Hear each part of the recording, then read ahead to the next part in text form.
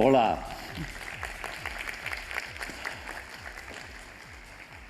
I want to tell you 4 short stories today. I'm a philosopher by training, and I teach medical ethics and entrepreneurship, so you will probably notice a common theme to the stories. All of us here are thinking about Reboot, the theme, innovation, being entrepreneurial, creative, and this cuts across all disciplinary areas, in law, in education, in business, in the arts, the wonderful music we heard earlier, the sciences, and so forth. So my theme is secretly about education, but after the 4 stories that I want to tell you. But to set the context for that, I want you to think about what education means for a moment by means of an image. The word school. Most of us spend the first 16 or 18 or 20 years of our lives in school. We're a potentially smart species, and we spend that amount of time preparing human beings for adult life. Life is complex. There are constants across history, but there are much change as well, and we know that for human beings to take on this huge project that we call living a full human life, an enormous amount of preparation is required. So what do we do with young people for 16 years? Now, when I say the word school, what image forms in your mind? Now, if you're like me, the image is something like this. It's going to be straight rows of desks, students each sitting in the desk. There's a teacher at the beginning of the room. The students have books on their desk, and the students sit there for an hour, another hour, 3 hours, 6 or 7 hours a day. And they do what the teacher tells them to do, or they do what the book tells them to do. Okay. So take your image of what a school is and hold that in mind. We'll come back to it in a little bit, but I want to go to my stories. So, first story, I want to go back to the late 1600s. This is the Earl of Shaftesbury. He's a big deal in English politics. Earls, high status in the aristocracy in the land, but he also, in fact, is a political radical and much more liberal, democratic parliamentarian for his times, and that's going to get him into a lot of political hot water. The trouble, though, is that the Earl suffers from ulcers in his stomach. They're terrible. They incapacitate him for time. Now, he has the best doctors, but the doctors can do absolutely nothing for him, and so he suffers incapacitation on a fairly regular basis. Enter this guy. This is an older picture of him, John Locke, the famous philosopher, but at this time, John Locke is not yet a philosopher. He wanted to be a philosopher, but how do you make a living as a philosopher? So he chose something practical. He went into medicine and became a medical doctor. And so someone recommended to the Earl of Shaftesbury, maybe try this young kid just fresh out of medical school, John Locke, maybe he can do something for you. So Locke examines the Earl of Shaftesbury. He says, all right, ulcers, acid, too much in the stomach, terrible pain. What is the best way to try to solve this problem? And the way he's looked at it is he said, I'm not going to read any books. And in fact, I'm not going to listen to what my professors at university said because they've been talking the same story for centuries and centuries and centuries.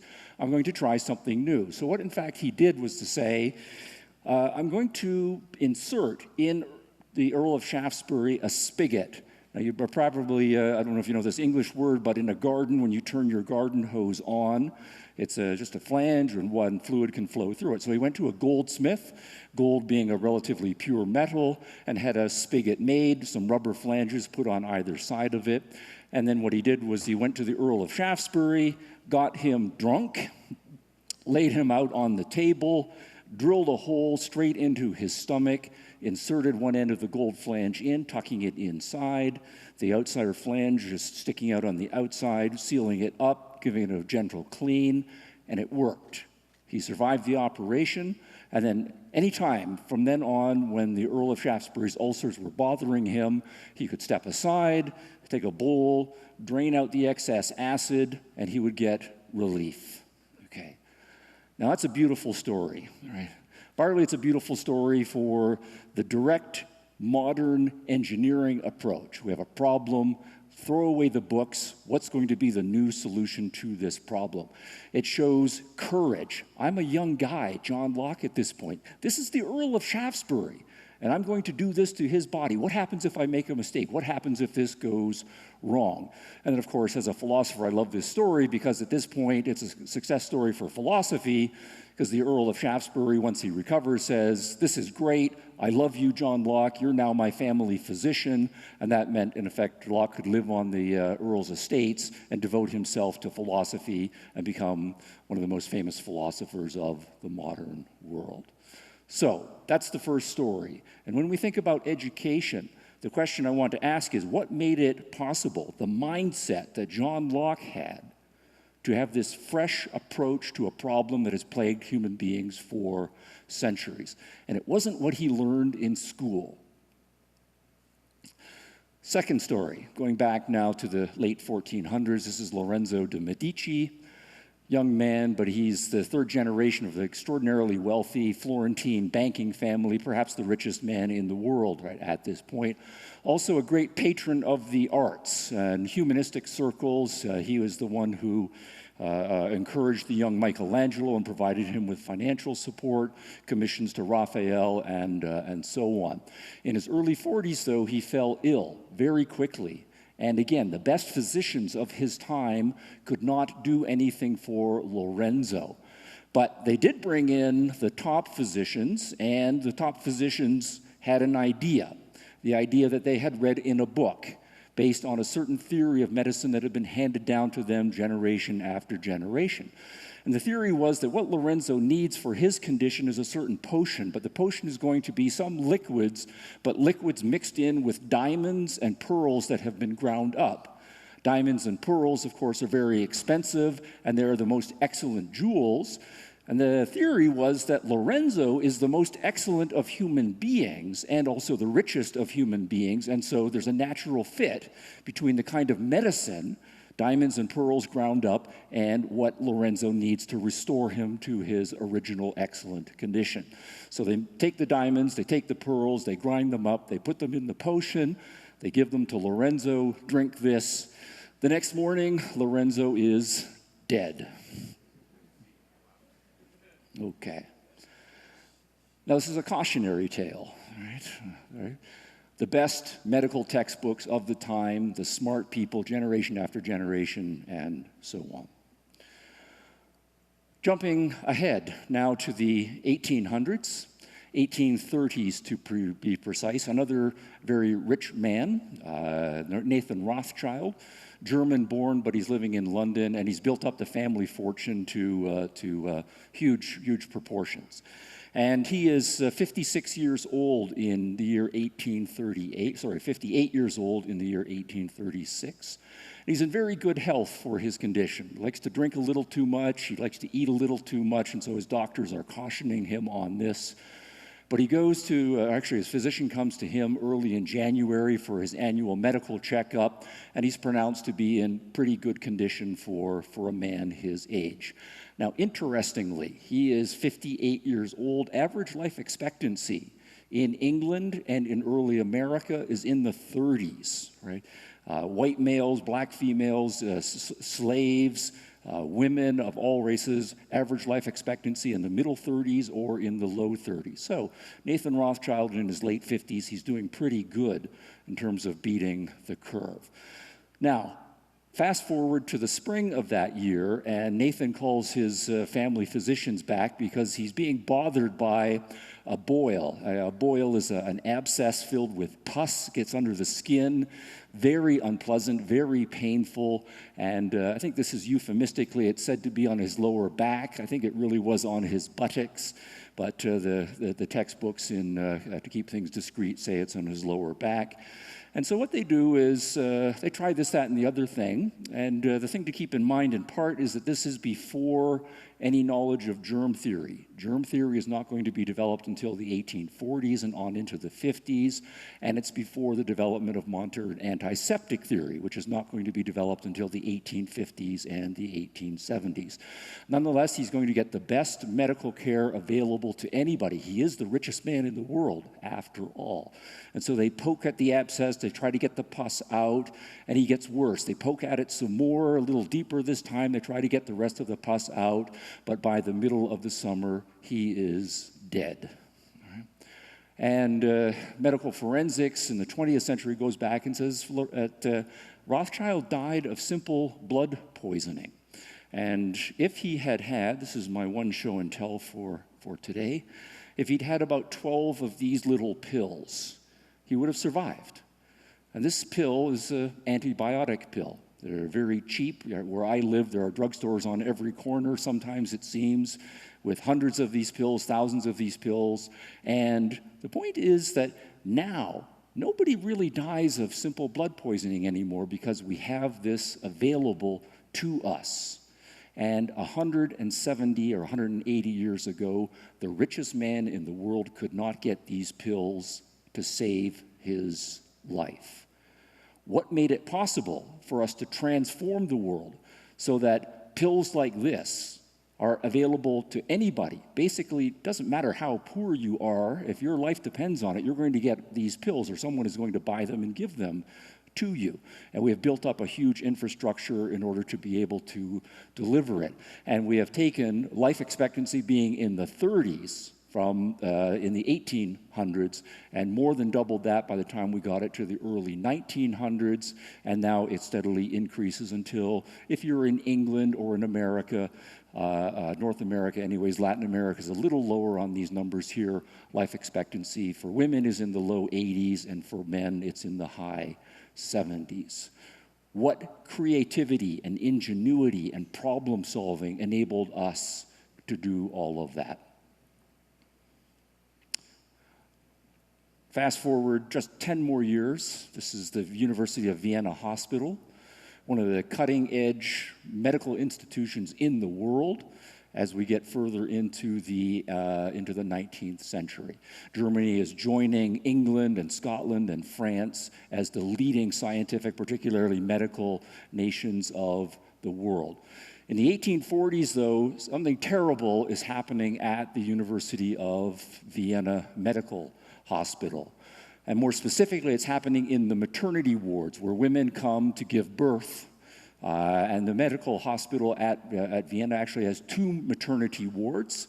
They called them divisions. There was Division 1 and there was Division 2. And the terrible thing that was happening is, this is prior to the 20th century, many women die giving birth to children, or they die from complications shortly after giving birth to children. But the problem at the University of Vienna Medical Hospital was that the women in the first division were dying at 4 or 5 times the rate that women were dying in the second division. The second division death rate was pretty close to the normal expected to be death rate, but something terrible was happening in the first ward. And there was a medical doctor, Ignaz Semmelweis, who was a practicing a professor at the hospital and also working with the women in the maternity wards, and he noticed that it seemed to him that a lot more women are dying over in the first division compared to the second division. And his curiosity, as well as his humanitarian caring about not wanting his patients to die and wanting women to survive childbirth, to enjoy their children and so forth, what is going on in the first division? And again, this is before germ theory, before antibiotics, and so Semmelweis has to go through an extraordinary, multi-year intellectual process to figure out what's going on in the first division. At one point, he thought maybe the problem was overcrowding. We have too many women in the first division compared to the number of women in the second division. Turns out it wasn't that. Maybe it was a matter of the way the women were delivering their children. Are they delivering in a back position, or are they delivering the children in the side position? position because sometimes different parts of the hospital are doing things. He tests that. It's not the delivery position. This is a teaching hospital. Maybe it's the case that in the first division, the professors who are working with the medical students and showing them how to do various things, that the students who are handling the women who are giving birth or who have given birth, that they're handling them a little bit too roughly. Professors always like to blame the students whenever possible if there's a problem instead of themselves. But no, it turns out it's not the students that are doing the problem. He tried hypothesis after hypothesis, and women continued to die. He then started to get kind of desperate, frankly. One day he's hanging out in the first division, and he notices that a priest walks through the ward. And he asks the priest, "Why are you walking through the maternity ward?" And the priest says, "Well, my office is over here, and in order for me to get to the rest of the hospital, I need to walk through the maternity ward." So Semmelweis thinks, well, maybe the priest is causing the death because the priest, anytime the priest is called in a hospital, chances are good he's going to deliver the last rites, and that means somebody is going to die.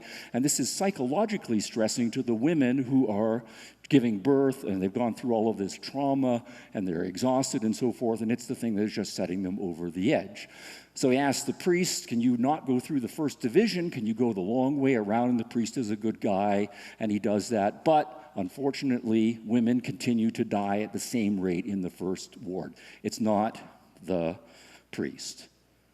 Finally, after years, a lucky accident happens. One of his colleagues, a Professor Kolechka, is teaching anatomy to his students. And in the anatomy lab, they are working with cadavers, with dead people, and they're taking the bodies apart in order to teach the students all of the different bodily parts and systems. And the professor is pointing to something in the cadaver, and the student who was wielding the scalpel, the very sharp knife that surgeons used, was at the same time doing something and punctured Kolechka's finger. Within one day, Kolechka was developing the exact same symptoms that the women who were dying in the first division were developing. What was called puerperal fever, elevated temperatures, certain other kinds of symptoms, and so forth. Kolechka was exhibiting the exact same symptoms, and he died at exactly the same rate. So Semmelweis then is in a position to go, aha, we know what's going on in the case of Kolechka. Dead body material, cadaveric material, was entered into his bloodstream, and that is what was causing the death of him. And it also turns out that Semmelweis knew that all of the students, after they did their anatomy lab with Professor Kolechka and the other anatomy professors, what they would then do is perfunctorily wash their hands and then go on to the next thing in their round, which was to go into the first division maternity ward and examine the women who had given birth recently. Semmelweis now has a hypothesis. What's happening is the cadaveric material from the dead bodies is getting onto the hands of the physicians and the medical students who are working with them. They are perfunctorily washing their hands. They're going in and handling then the women who have recently given birth, thereby transferring some of the cadaveric germs, although germs is a very new word at this time to the women causing their death. He then goes through, after having gone through this incredible intellectual exercise, an enormous social difficulty to try to convince his colleagues at the University of Medicine that they needed to engage in more stringent hygiene fashions. And there was enormous resistance to changing the way in which they had done things for generations, for centuries. Germs, we don't believe in that sort of thing. And who are you, Professor Kolechka? And actually, you're not a native-born Viennese anyways. You're from one of the provinces. We don't necessarily need to listen to you. So those are my 4 stories. And the question I want to ask is a mindset question. Because education of young people in those formative years is all about cultivating in them a mindset so that by the time they are adults, they can attack the complexities of life and all of the new problems that are going to arise in life. We talk about creativity and innovation and entrepreneurship, and those have to be more than just words. It is a mindset and a set of habits that are cultivated carefully over the course of many years. What made Semmelweis so persistent so open to a dramatic number of hypotheses? What made him willing to challenge the status quo, and even when he was a relatively young medical doctor, to talk to the senior doctors and say, you need to change your thinking, you need to change your habits, and to engage in those battles? What made it possible for a young John Locke to be willing to take an earl of the land, a member of the aristocracy, and get that man drunk and drill a hole into his body in order to try to fix his problem? And what was the mindset of Lorenzo de Medici's physicians, who said, what we need to do is consult these old textbooks with their theories of occult that have been handed down from the tradition, and when we're dealing with someone as important as Lorenzo de Medici, follow the recipe that is in the book, and so forth. Now, I want to return, I'm going to skip over this guy here, to your image of school. All right? Now, we're thinking about Reboot.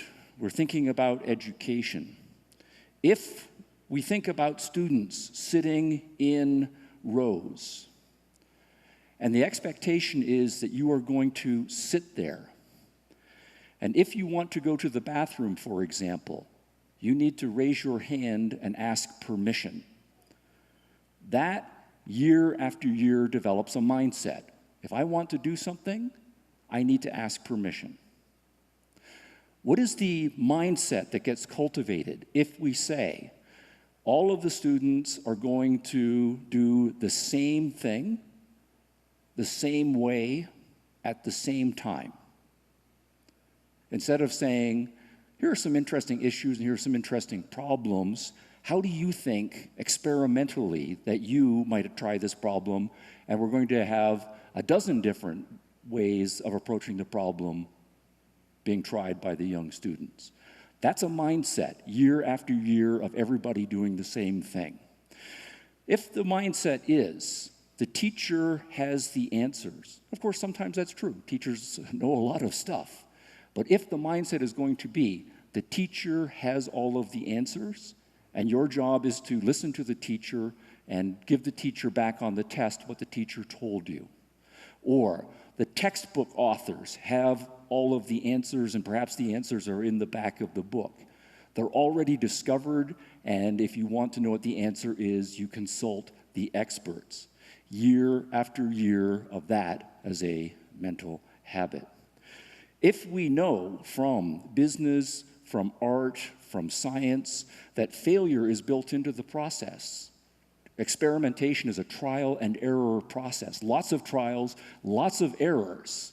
Failure and risk-taking and being willing to fail a lot has to be part of the process.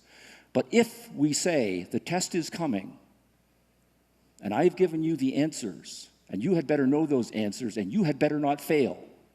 If you fail, bad things will happen to you. And we are cultivating year after year an attitude toward failure. Mindset matters. So we know, all of us in the arts, in business, in the sciences, that individually we need to reboot ourselves on a fairly regular basis. We need to reframe who we are, strike out in new directions. We have the wealth, we have the knowledge to do that for education. There are some experimental schools out there, but I think for most of us, that stereotype of students sitting in straight rows and doing what they're told for 6 hours a day for years, that's the dominant model. Let's try to reboot that and at least reimagine it. I'll stop there. Thank you for your attention.